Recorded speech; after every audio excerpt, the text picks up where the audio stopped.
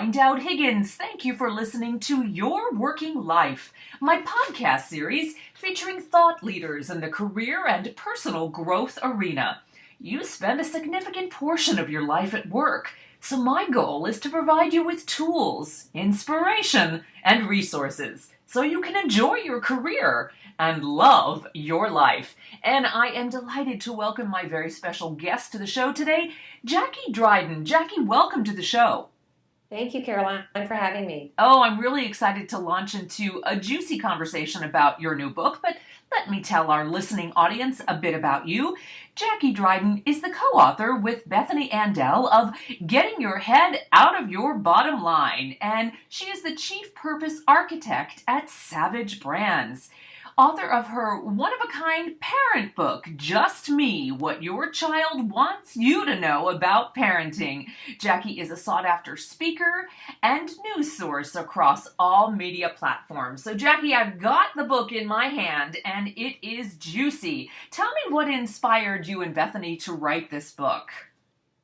Oh, first of all, Caroline, I have to love it that you say juicy. I just think that's great.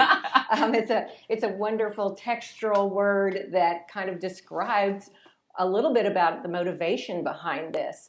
We do a lot of work with corporations and building corporate brands and have done that for over 40 years.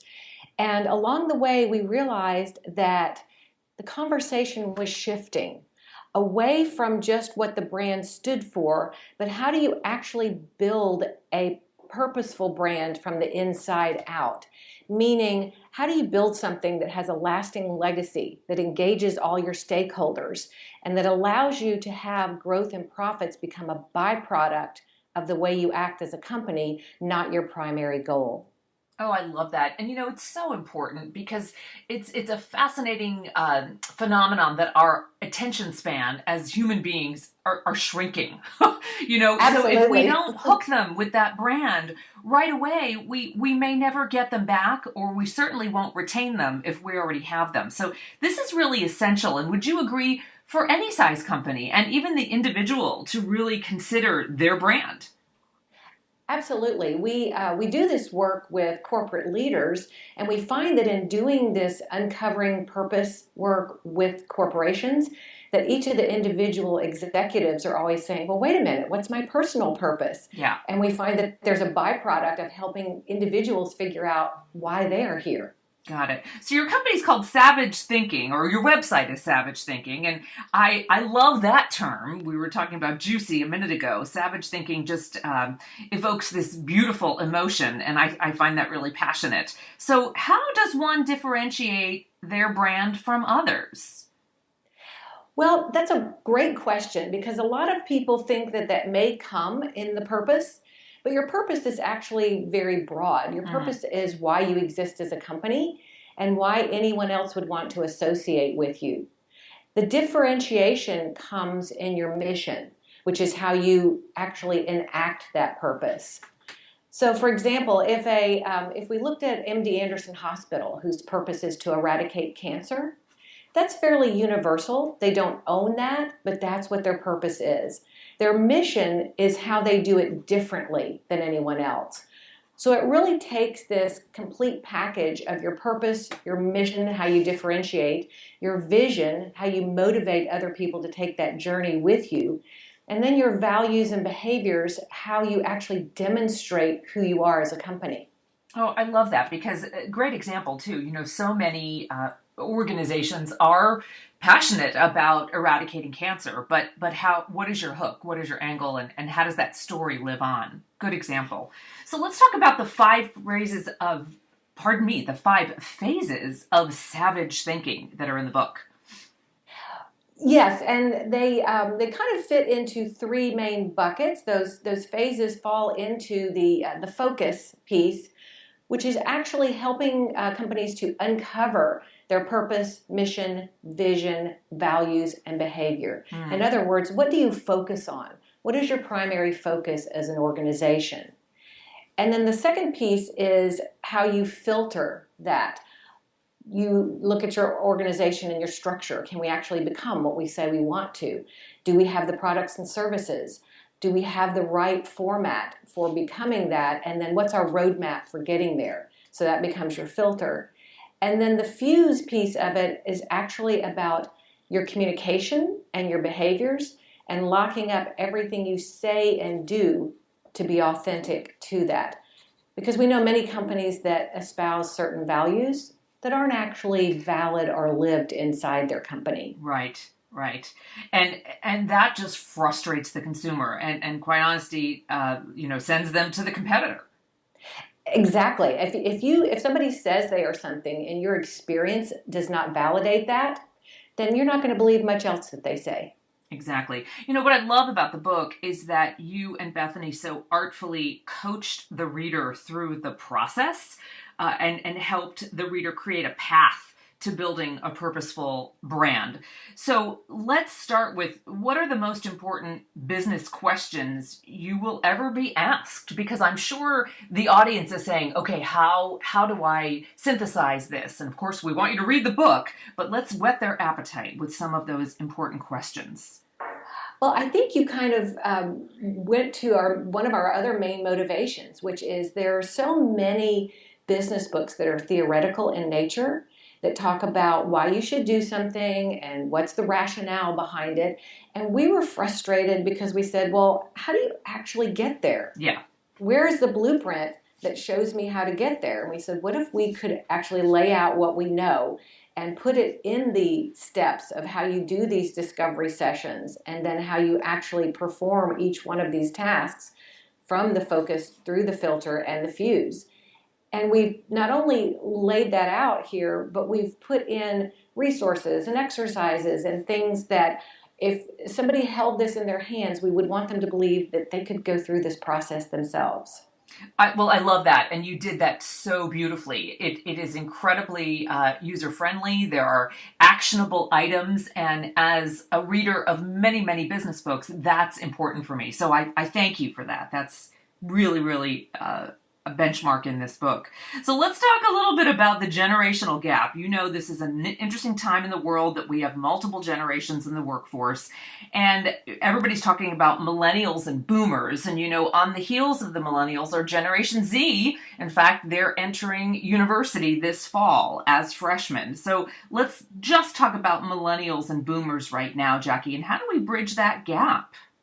Well, one of the things that we discovered in doing our research, and we have both of those inside of our company, millennials and boomers, and we started delving a little bit broader and wider and asking some questions and doing some research and found out that there really is a very important link up between these two generations right now at opposite ends of the working timeline.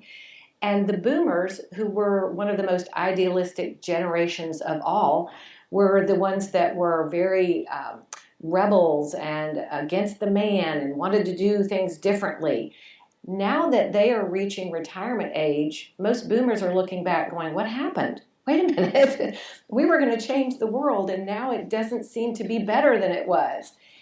And the millennials are coming in on the other end of the spectrum saying, you know what? I'll go get a job, but I'm not going to work just to hang out for 30 years someplace. It has to have meaning to me. Yeah. And if I don't believe in what you stand for, I'll just start my own company. And they are. And they are in droves. So these two generations, ironically, have a common purpose, which is to bring meaning back to the workplace. Oh, I like that. Beautifully put. Beautifully put. So I'm fascinated by the concept of employee engagement. And as a career coach, I can tell you so many professionals are disengaged or unplugged or unsatisfied with their work culture. And clearly there's a connection here to brand and bringing value in an organization and finding meaning in one's work. So let's talk about that. What is your concept of the best way to engage the disengaged employee?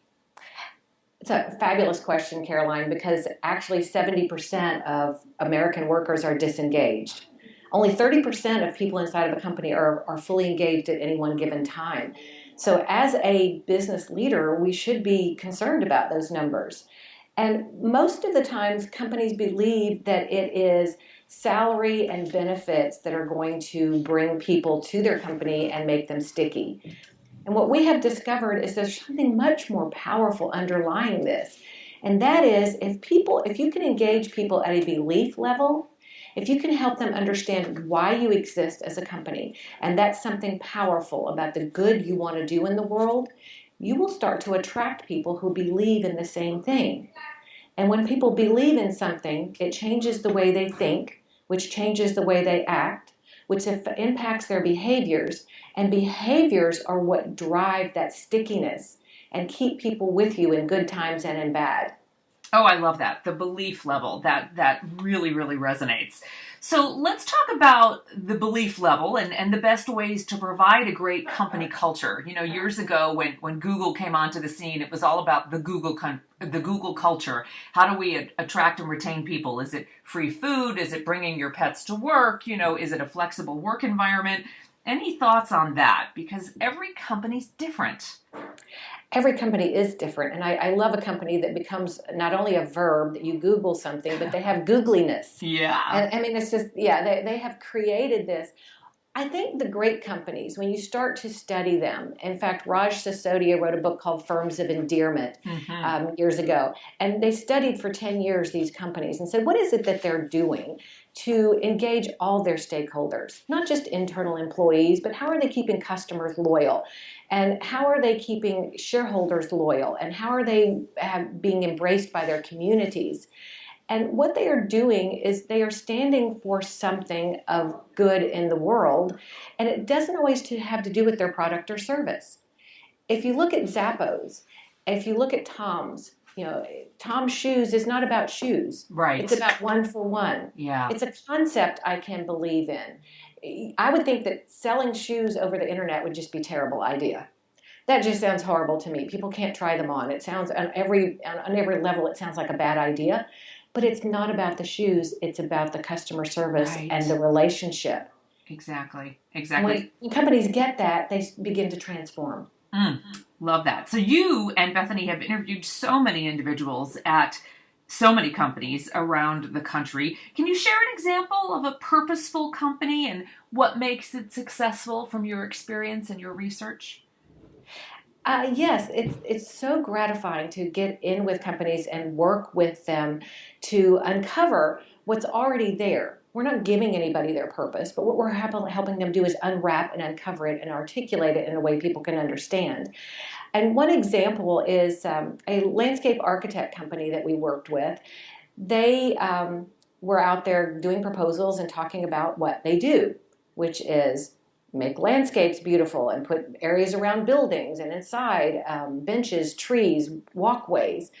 We help them uncover their purpose, which when articulated is to make Earth a more memorable place. Now that becomes something that's about the engagement that you have and the kinds of interactions you have with those places. They're not telling you what it is, but they're telling you that they are a place where memories are actually exchanged and created.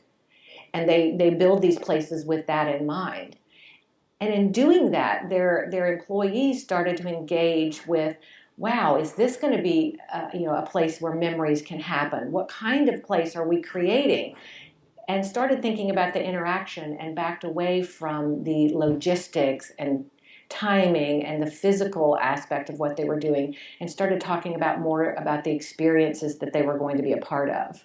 Oh, I love that example. It also makes the individual client and the customer think more globally or more community-minded about how their landscape impacts the world to help others create experiences. It's not just my curb appeal as such. Love that. Love that. Exactly.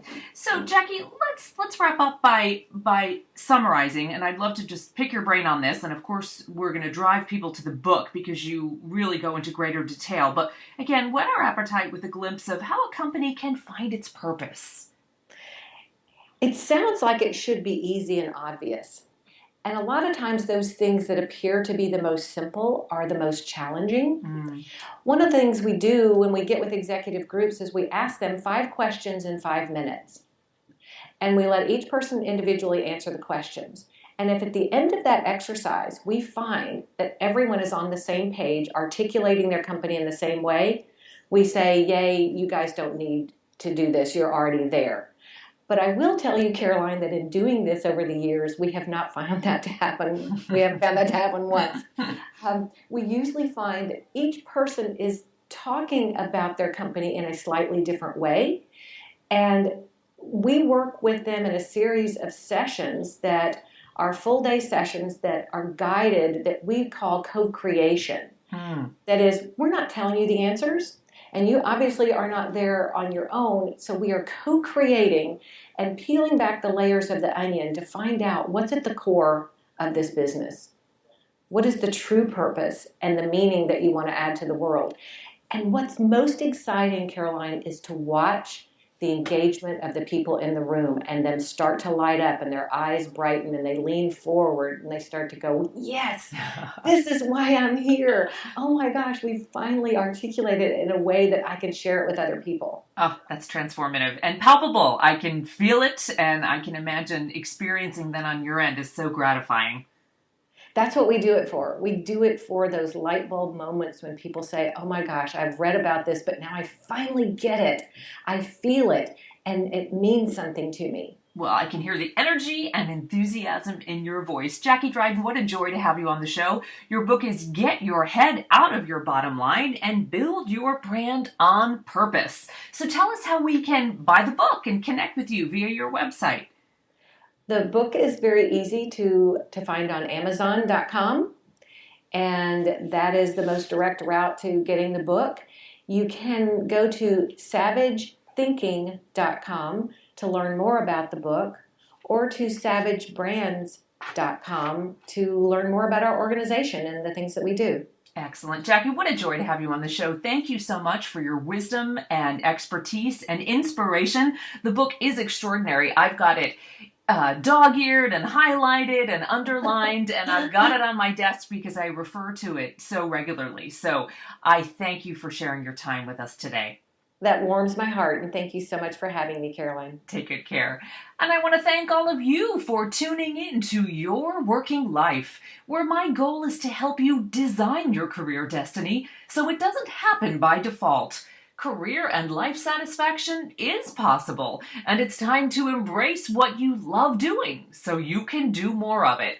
My show is now available on iTunes, YouTube, Podbean, and Stitcher. Leave a comment because I always appreciate hearing from my listeners. I'm Caroline Dowd-Higgins. Take good care.